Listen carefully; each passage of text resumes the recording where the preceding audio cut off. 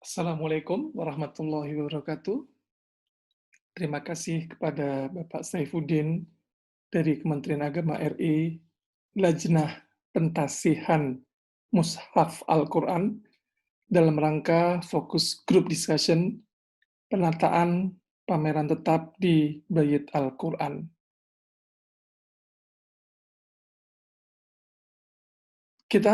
Saya akan sharing sedikit sesuai dengan pembicaraan saya dengan Bapak Saifuddin, maka saya akan menjelaskan sharing sedikit tentang bagaimana digitalisasi koleksi Bait Al-Quran. Kita lihat apa itu digitalisasi. Yang dimaksud dengan digitalisasi, ini adalah sebuah terminologi untuk menjelaskan proses alih media dari bentuk tercetak, audio, maupun video menjadi bentuk digital. Digitalisasi dilakukan untuk membuat arsip dokumen bentuk digital. Nah, untuk itu, dalam rangka digitalisasi, diperlukan beberapa piranti, antara lain komputer dan scanner, kemudian juga ada orang yang terlatih mengoperasikan peralatan dari yang kita miliki, yang dimiliki oleh studio Bait Al-Quran. Di samping itu, di samping operator, juga diperlukan software pendukung. Software pendukung banyak, ya, misalnya untuk membuat video, ada Adobe Premiere, atau software-software lainnya yang dibutuhkan sesuai dengan tujuan yang akan dicapai. Nah, saya ketika akan mempresentasikan bahasan ini, saya coba telusuri dari situs Bait Al-Quran di internet. Di situ saya ketemukan bahwasanya koleksi Bait Al-Quran antara lain ada Al-Quran manuskrip, ada Al-Quran cetakan, ada Al-Quran elektronik dan digital, juga terjemahan dan tafsir Al-Quran, dan juga warisan budaya Quran. Nah, itu koleksi yang saya ketahui. Mungkin ada koleksi lain lagi yang mungkin saya tidak ketahui, saya hanya mencari dari situs. Begitu saya cari di situs, terus saya coba klik, rasanya belum ada isinya. Oleh karena itu, uh, menurut Pak Saifuddin, kita sudah punya peralatan, bagaimana mengoperasikan peralatan tadi sehingga kita bisa mendigitalisasi koleksi Bait Al-Quran sehingga bisa dinikmati oleh halayak sebagai sumber belajar. Nah, dari telusuran website saya juga saya ketemukan ada fasilitas-fasilitas di dalam Bait Al-Quran.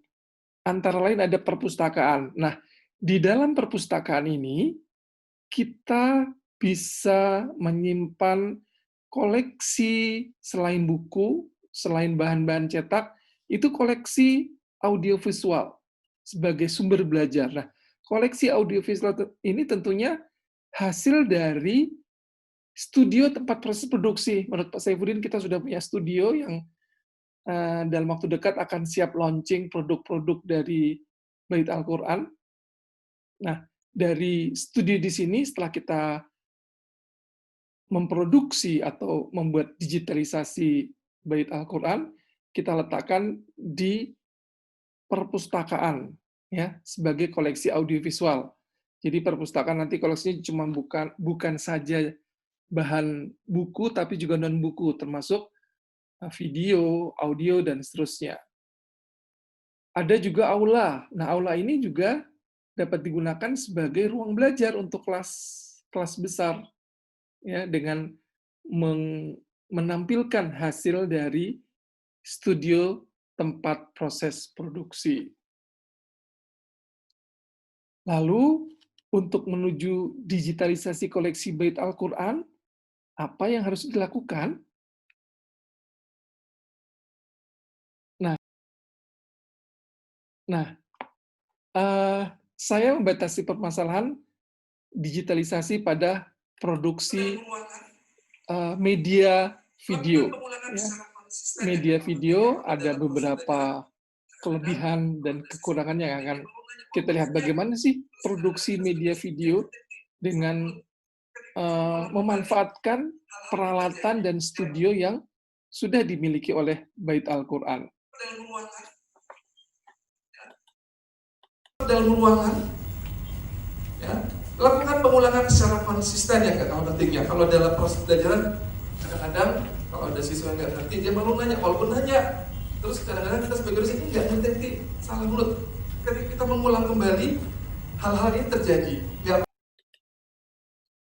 Berbicara tentang media, ya, media video tentunya ini digunakan antara lain sebagai media penyampai pesan dari sumber, yaitu di sini Bait Al-Quran yang akan mengkomunikasikan koleksi Bait Al-Quran kepada halayak penerima dalam hal ini, entah itu masyarakat luas atau pelajar pada umumnya, sehingga terjadi interaksi antara sumber dengan penerima.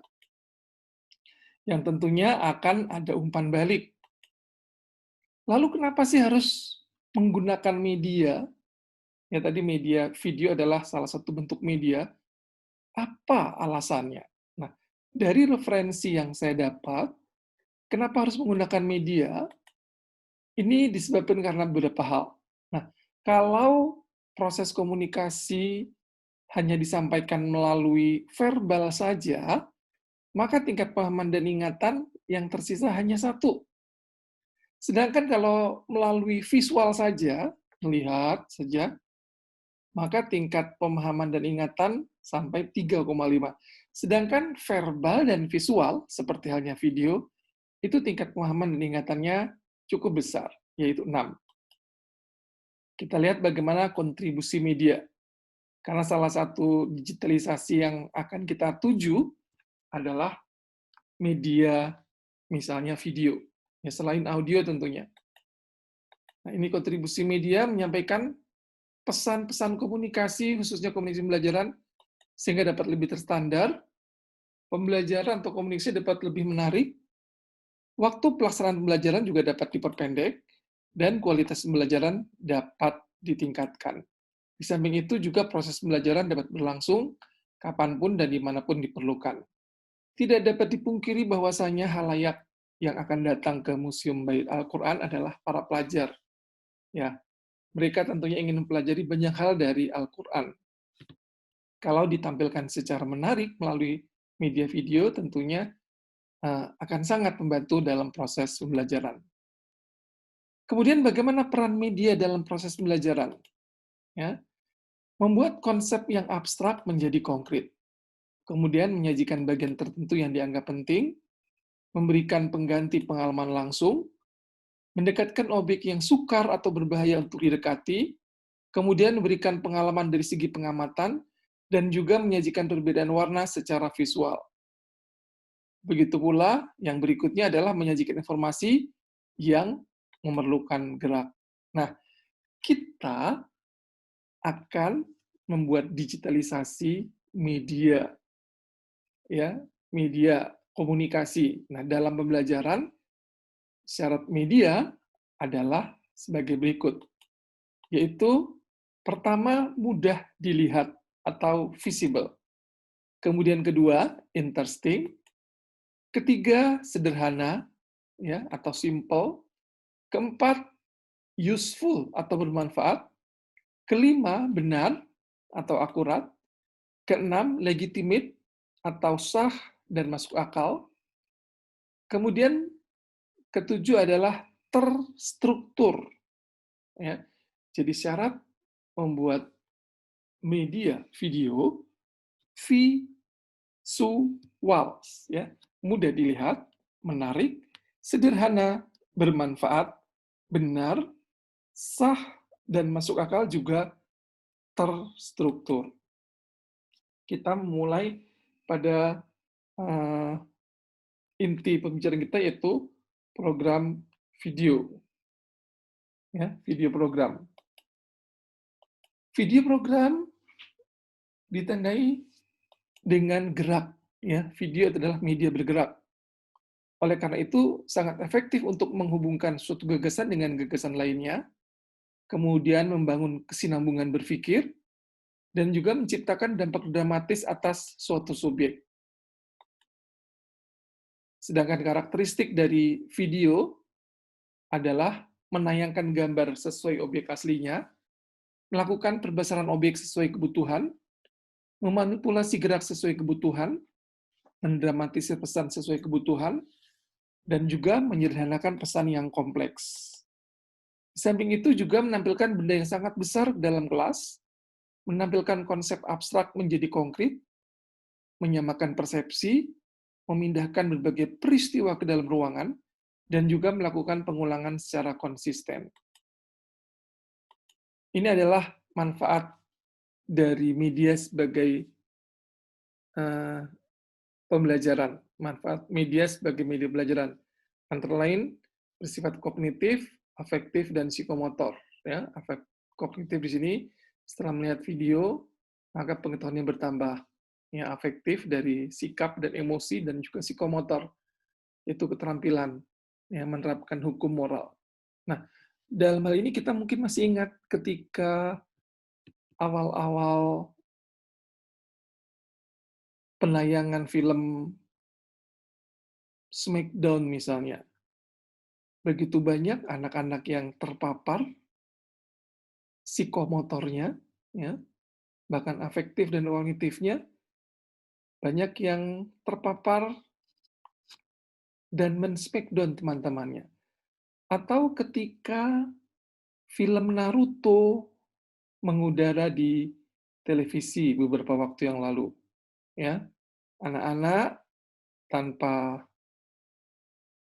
banyak perhitungan, ya, meniru sikap Naruto sehingga mereka tercederai. Nah, ini kita lihat bagaimana 5 langkah menuju layar video. Ya. Pertama adalah tahapan praproduksi, kemudian kedua tahap produksi, ketiga pasca produksi, kemudian uji coba dan penyiaran. Biasanya kita letakkan di media atau jejaring sosial kita, YouTube misalnya, ya, ataupun di situs Kementerian Agama yang terkait. Kita lihat bagaimana proses produksi, proses praproduksi. Terdiri atas beberapa tahapan, ya. Pertama menentukan ide, kemudian kita lihat analisis sasarannya siapa. Setelah itu kita mulai menyusun garis besar isi media video kita seperti apa, lalu menyusun jabaran materi video yang akan kita buat, lalu mulailah kita penulisan naskah dan pengkajian naskah. Jadi begitu naskah selesai, tidak langsung diproduksi, tapi harus dikaji dulu oleh ahlinya, ahli materi dalam hal ini. Ya, jadi pada tahap praproduksi, pertama kita lakukan identifikasi kebutuhan. Kalau video itu untuk pembelajaran, identifikasinya sesuai dengan kurikulum yang ada dalam pembelajaran. Ya. Kemudian melalui penelitian, uji jajak pendapat, dan juga survei. Ini tentunya sesuai dengan karakteristik media televisi atau video. Kemudian langkah kedua adalah merumuskan tujuan. Ingat, ketika merumuskan tujuan membuat video atau program televisi, tujuannya harus terukur, dapat diamati, ya. Audiensnya juga jelas, dan jangan lupa behavior atau operasionalnya. Jadi diutamakan yang berorientasi pada penerapan. Berikutnya adalah memilih format penyajian. Nah, dalam memilih format penyajian, format sesuai dengan tujuan program, tujuannya apa, terus sasarannya itu siapa, dan juga tidak lupa biaya produksi. Ya, karena tidak akan ada video yang bagus tanpa ada biaya produksi. Semua tidak gratisan saat ini. Walaupun gratis misalnya, ya tentu ketika syuting melalui beberapa waktu lamanya perlu makan, ya perlu hal-hal lain supaya tidak jenuh, dan juga penentuan format penyajian berdasarkan kata kerja. Berikutnya adalah menulis garis besar cerita. Nah, garis besar cerita di sini kalau programnya berupa cerita, dia akan memiliki alur cerita, ditulis dengan pendekatan deduktif dan induktif. Tentunya harus dapat menjadi acuan dari penulisan naskah. Berikutnya adalah menentukan format naskah. Nah, Jenis format naskah bisa berupa instruksional atau naskah cerita maupun menggunakan multi kamera. Tentunya setiap format naskah punya karakteristik sendiri. Tahapan praproduksi lainnya adalah menulis naskah. Nah, ketika menulis naskah, kita membutuhkan referensi yang cukup, ya, atau memiliki atau kita punya ide-ide liar dan gila. Dan juga yang pasti punya ketenangan dan rileks. Ingat, naskah yang baik adalah benar dari segi materi, media, dan dapat diproduksi. Masih pada tahap produksi, ya ini adalah hal yang penting, kita akan lihat bagaimana menulis naskah video. Ya, karena digitalisasi yang akan kita tempuh adalah misalnya membuat video. Ya, apapun, walaupun bukan video, misalnya audio, tetap harus membuat naskah. Ya, kita lihat bagaimana menulis naskah video. Seperti kita ketahui, writing, ya, ini kita sudah melalui, ada academic writing, ada creative writing. Ya. Academic writing ada paper, jurnal, report, maupun riset. Ini sudah kita lalui. Sedangkan creative writing ada berupa novel, short story, atau movie script yang akan kita buat ketika akan membuat digitalisasi koleksi berupa media video. Nah, ini tujuan dari membuat film atau video. Pertama, to inform, ya, menginformasikan.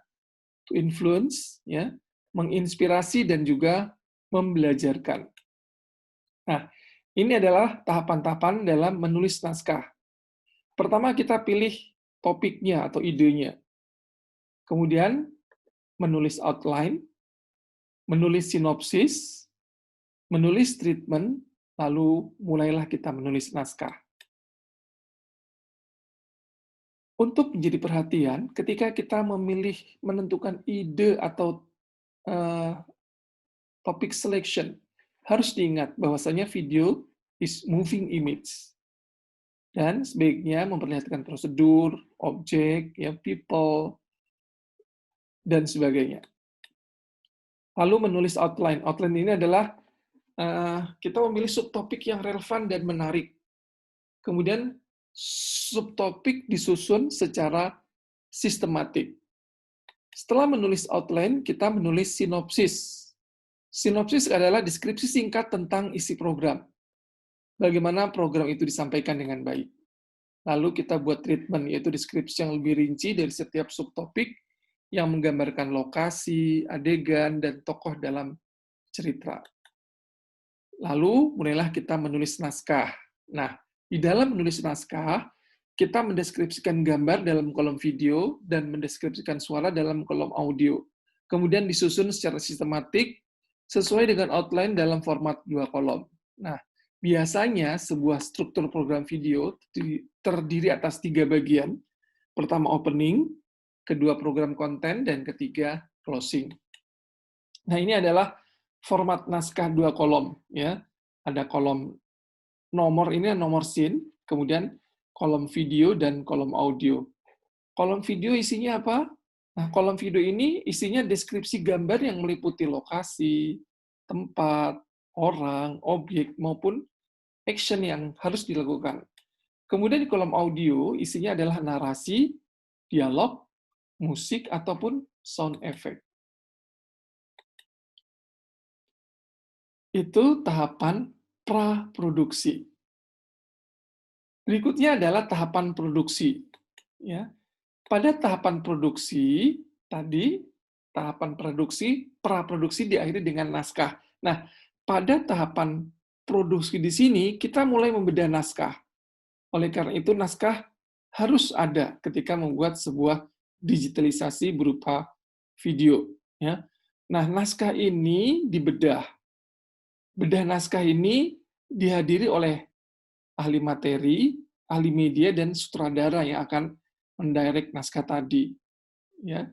Kemudian membuat kesepakatan yang disetujui bersama. Setelah naskah dibedah, diperiksa oleh ahli media dan ahli materi, kita lakukan rencana produksi, yaitu kita menentukan siapa pemainnya, lokasinya di mana, kemudian jadwal produksinya seperti apa, bagaimana, kapan, dan jangan lupa biaya produksinya. Jadi rancangan diupayakan tidak mengalami perubahan. Berikutnya adalah persiapan produksi, yaitu persiapan untuk ngecek peralatannya, kesiapan krunya, kesiapan pemainnya, ataupun kesiapan manajemen. Nah, semua dilakukan untuk menjamin kelancaran produksi. Berikutnya adalah pengambilan gambar. Ya, tentunya eksekusi pengambilan gambar ini sesuai dengan naskah, dengan memperhatikan teknik produksi.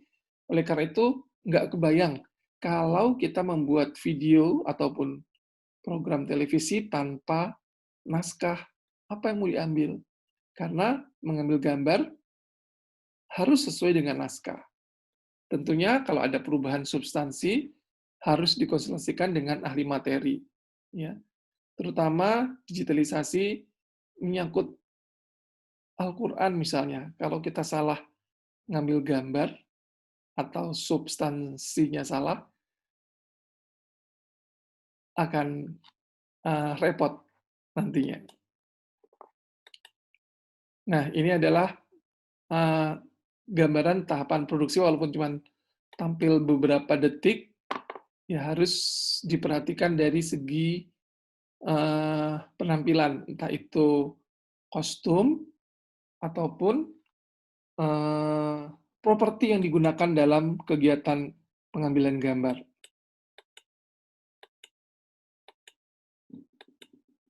Nah, ini adalah penggambaran syuting indoor dan outdoor. Ya, ini sebelah kiri kita lihat bagaimana di studio. Yang sebelah kanan ini adalah syuting outdoor. Ya. Tapi relatif saat ini peralatan tidak seperti dulu. Ini stok-stok gambar dulu yang saya ambil. Ini peralatan dasar produksi video. Ya, ini juga masih zaman lama. Di Gunadarma kita saya pernah mengalami merekam gambar dan suara dengan U-Matic ini yang tengah alat untuk merekam ya videonya besar sekali. Sekarang sudah tidak ada. Sekarang sudah menuju digital ya. Ini kategori kamera video juga sudah out of date, tapi sekarang sudah lebih canggih lagi dengan DSLR misalnya ya. Ini kamera profesional. Ini kamera broadcasting video, sekarang juga sudah lebih kecil lagi ya. Ini media penyimpanan. Kalau dulu masih video kaset, ini sebenarnya masih memiliki, masih punya dulu pakai menggunakan video kaset yang besar. Sekarang sudah lebih profesional dengan menggunakan cakram disk ya. Begitu pula peralatan penangkap suara atau mikrofon ya. Sekarang juga sudah lebih canggih lagi. Nah, ini adalah basic shot. Kalau kita mengambil close up, gambarnya seperti ini, CU ini close up, sedangkan medium shot seperti ini medium long shot dan long shot. Ya. Kita lihat pengembangan dari shoot, misalnya ada extreme close up, hanya mata saja, kemudian big close up, ya gambarnya seperti ini. Kemudian kita lihat kontinuitas gambar. Ada istilah shoot. Apa itu shoot? Shoot yaitu ketika tombol kamera ditekan sampai dilepas kembali. Itu namanya shoot. Nah, kumpulan dari shoot disebut scene. Kumpulan dari scene disebut sequence, dan kumpulan dari sequence disebut juga dengan totalitas, ya, yang menggambarkan keseluruhan dari gambar yang kita ambil atau shoot.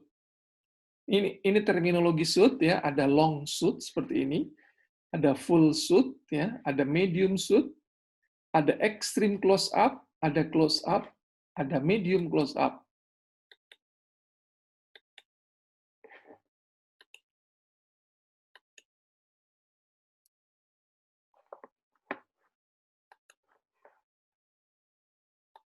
Ya, ini penggambaran close up.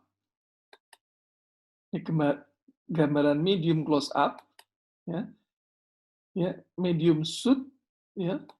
Ini gambaran dari medium close ups untuk standar shoot wawancara televisi.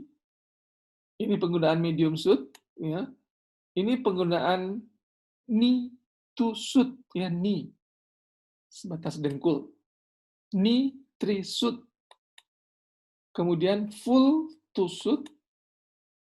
Ini adalah long shoot, ya. Ini penggambaran extreme long shoot. Ini adalah penggunaan extreme long shoot dalam acara-acara olahraga. Nah, ini adalah pergerakan kamera, ya. Ada panning, ada pan left, ada pan right, ya. Ada tilt down ke atas, tilt up, ya, ke bawah, ya. Kemudian ada kamera moving, ada craning, ya. Ada zooming. Nah, ini adalah angle kamera, ya. Ada yang disebut juga dengan eye level shoot, ya, high angle dan low angle. Tentunya tiap-tiap angle kamera punya dampak yang berbeda dari hasil pengambilannya. Kita lihat, bayangkan pengambilan low angle. Kesan yang ditampilkan seperti apa, ya. Jadi kesan yang ditampilkan kalau low angle lebih berwibawa, kita lihat. Ya, atau high angle, ya. Bagaimana kesan ditampilkannya, ya, tentunya beda dengan low angle tadi. Dan ini adalah normal atau level shoot, ya, high level. Kemudian tahap yang berikutnya, tahap ketiga setelah produksi selesai, kita memasuki tahap pasca produksi, ya. Beberapa tahapan dalam pasca produksi, pertama adalah editing dan mixing. Editing dan mixing di sini adalah menyambung gambar, mengisi suara, dan mencampurkan. Nah, dikatakan oke setelah lulus preview. Kemudian tahap kedua adalah preview. Jadi setelah selesai editing dan mixing, ahli materi, ahli media, sutradara, dan penulis naskah melihat kembali video yang dibuat. Apakah sudah sesuai dengan naskah? Dan yang berikutnya adalah uji coba. Diuji cobakan bagaimana pemahamannya, metodenya, kemudahannya, atau penarikannya. Uji coba ke lapangan yang akan menjadi sasaran setelah dilakukan uji coba dalam kelompok kecil. Berikutnya adalah didistribusikan, ya. Ini kalau di kementerian ada Jardiknas, ya.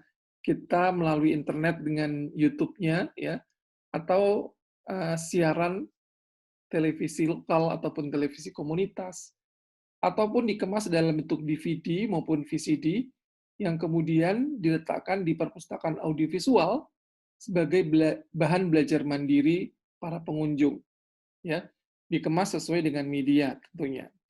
Lalu pemanfaatannya, ya, bisa terintegrasi dengan pembelajaran misalnya, atau sebagai pengayaan, atau sebagai penunjang, atau sebagai informasi. Nah, ini sesuai dengan pedoman pemanfaatan. Tentunya disesuaikan dengan yang ada di instansi terkait. Nah, bagaimana kalau proses digitalisasi koleksi tidak dipersiapkan dengan matang? Misalnya tidak membuat naskah. Kita akan lihat contohnya. Kalau tidak dipersiapkan dengan matang.